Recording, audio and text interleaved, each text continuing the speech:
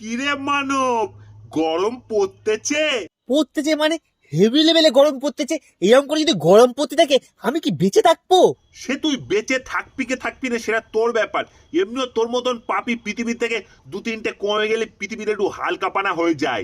আচ্ছা সূর্য মামা, তুমি আমার দেখতে পাও না কেন বলে দিনি? যখনই তোমার সঙ্গে কথা বলতে আসি তুমি আমার দুধ ছাই করে তেরকে দাও কেন বলে দিনি? কেন তোরে আমি তেরকে দিই? তুই আবার ওই মুখ পোড়া মুখে আবার জিজ্ঞাসা করতেছিস? হ্যাঁ, সারা ছোট লোক বজ্জাত মানবের দল তোরা।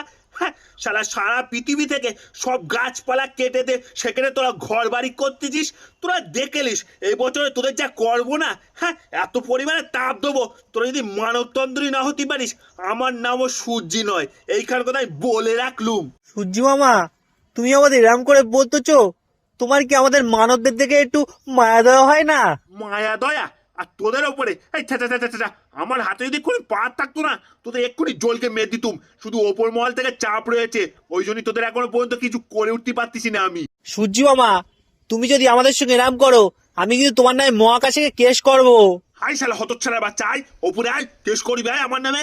তুই কেস করবি এদিক থেকে, আর তখন জলকে মেরে পৃথিবীতে পেটকে দেবো। এখন যদি ভালোভাবে বাঁচতে চাস তাহলে পৃথিবীতে গাছ লাগা, এইখানকার আমি বলে রাখলুম।